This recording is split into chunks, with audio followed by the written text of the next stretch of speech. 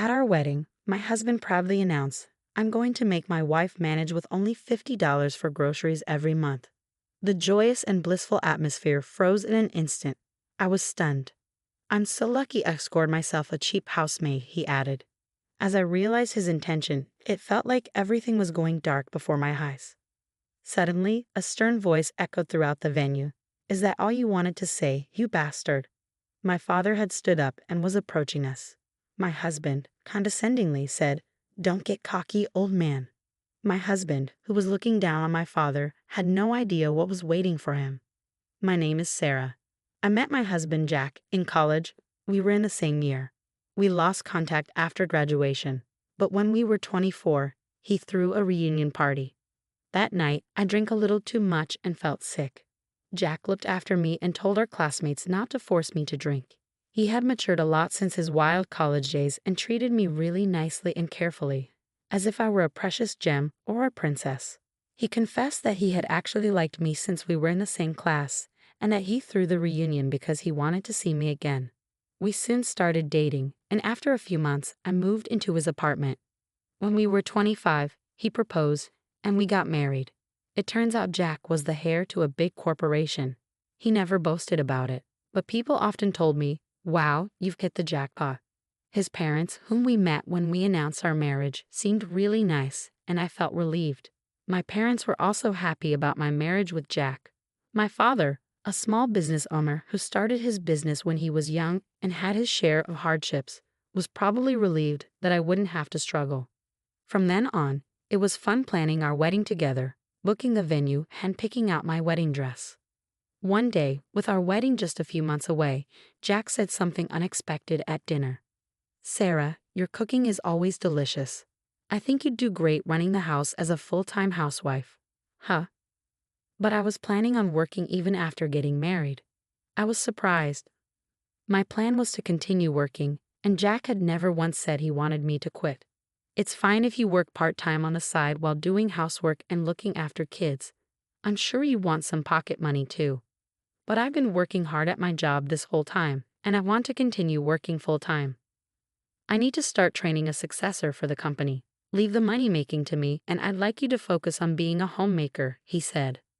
While cheerfully munching on his dinner as if he was proud of himself for being the sole breadwinner, Jack continued, "We don't even have kids yet. Even if we do, I want to continue working. I can't put all the burden on you." "How? Why?" My persistence seemed to upset Jack, and he suddenly frowned at me. "I won't slack off on housework or raising kids, please," I found myself saying, desperately wanting to keep working. Jack responded to my words with a bright smile. "Okay, if you insist, that's fine. They say women feel uneasy when they lose connection with society. So go ahead and do your best with housework and childcare." I was relieved that he readily agreed. However, his words "do your best with housework and childcare" didn't quite sit right with me. When I talked about this with my friends, they replied, "Jack cares about you, Sarah. He's a good husband." That made me feel happy, making me feel cherished and easing my concerns. After that, we sometimes discussed our future. "Sarah, you're such a strong, independent woman who wants to continue working even after getting married. I'm glad to have a woman like you as my wife." His kind words always made me happy. I should also take part in some of the housework too. "All right, I'll handle the household accounts and hand you the living expenses, so we'll work with that expense every month." I always thought managing finances was a woman's job, so I was deeply moved when Jack offered to do it. "Oh, I don't have to do everything by myself." That's a relief. And so came our wedding day. With many guests blessing us, the ceremony went smoothly, and I was overwhelmed with joy. Then an incident broke out at the end of the ceremony. "I'm going to make my wife work with only $50 for groceries every month." During his speech, Jack suddenly made this absurd statement. I was stunned, my mouth wide open in disbelief. The other guests started murmuring, and the festive mood instantly turned ice cold. "Oh, I'm so lucky to have such a cheap maid," he said, grinning at me, oblivious to the fact that he just ruined our wedding. What on earth is he talking about? I was horrified to see him change so abruptly. I never agreed to such an absurd thing as $50 a month for groceries. "You agreed when I said I'll manage the finances, didn't you?" "Huh? Well, yes," I stammered. I couldn't believe that this was his plan all along. I blanked out, suddenly realizing that he might have been deceiving me all this time. I let my wife say she wants to do all the housework and childcare, he continued. While working full-time, I'm sure she'll be able to handle all the chores perfectly and make nutritious, filling meals for just $50 a month. Jack continued to spout nonsense. Hearing this, I quickly covered his make with my hand. Don't just say whatever you want. I won't accept this. What's wrong? Didn't I tell you to do your best with the housework and childcare? He responded. Aren't you supposed to help out too? I never said anything like that. We can't live together like this, I argued. Suddenly, Jack's expression changed, and with a terrifying look in his eyes, he whispered in my ear, We're bound by this ceremony. It's too late to cancel the marriage now, right? We've already turned in our marriage certificate. Do you really want to get divorced? You're threatening me? Quit messing with me. I never thought I would argue with Jack, to whom I'd pledged my future on what should have been the best day of my life. Filled with regret and anger, I felt my face heat up and tears well up in my eyes. This is what I signed up for. I can't believe I'm going to be misused like a servant by this man. I now deeply regretted marrying Jack. Just then, someone abruptly stood up from their seat and approached us. Is that all you wanted to say, you bastard? It was my father, Robert. His temples were throbbing and his gaze was intense. I could tell he was infuriated on my behalf.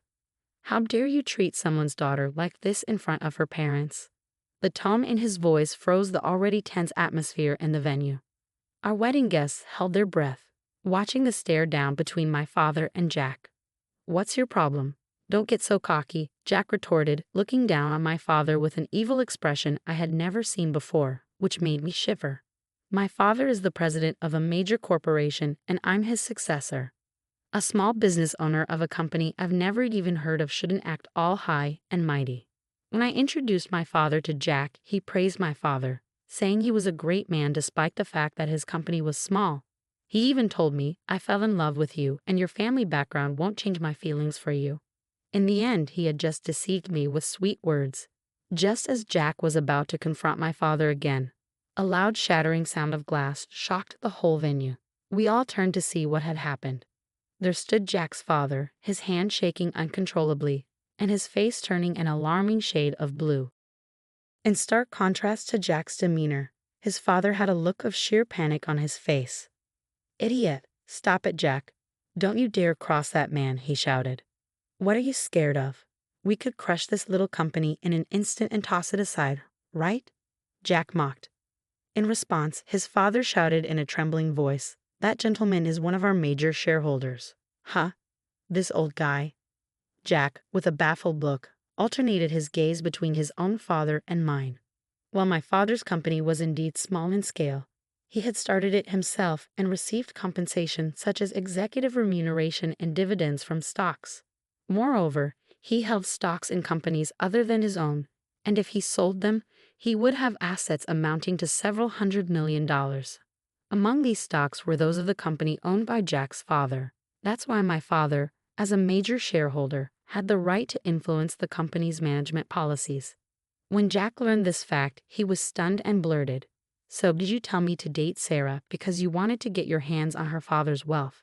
It's more than that, his father replied, seeking something greater out of this marriage but not telling Jack, who was full of himself. Jack's father had his eyes on my father's patents.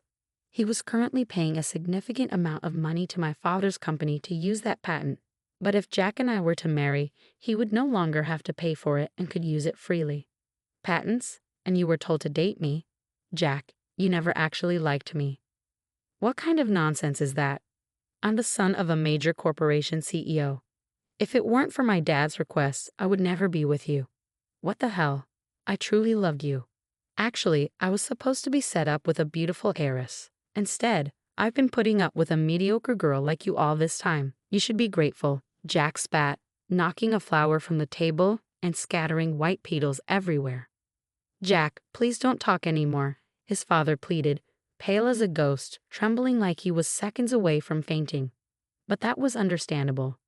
His son wouldn't stop making remarks that would infuriate the last person he'd want to cross. Shut up. It's all your fault, Dad. Just as a father-son argument was about to break out, my father's voice echoed once again. That's enough. For a moment, the room fell silent. Sarah, what are you going to do? Do you still want to marry this kind of man? My father gently asked me. I quietly shook my head. I can't be happy marrying this sort of man. A man who would treat me as a maid, trying to have me live on $50 for food every month. I just couldn't bear the thought of being with him. This is economic abuse, isn't it?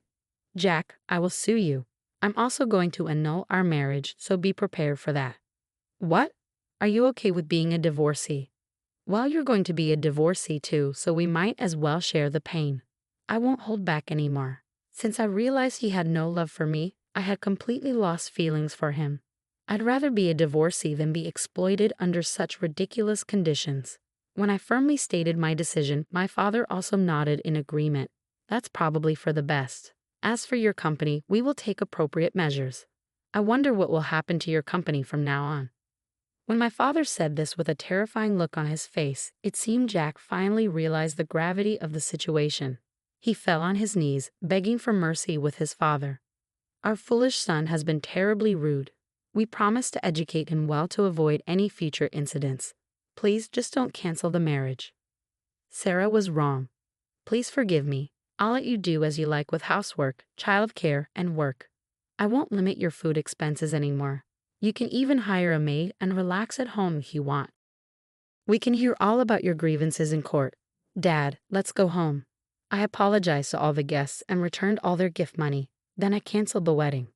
Afterwards, thanks to the skilled lawyer hired by my father, we managed to sue Jack in court. The cause of our broken engagement was determined to be Jack's fault, and he was forced to bear the full cost of our wedding fees. Plus, I also received compensation. Moreover, because he failed miserably at securing a convenience marriage and humiliated his father by having him beg on his knees, he was abandoned by his parents.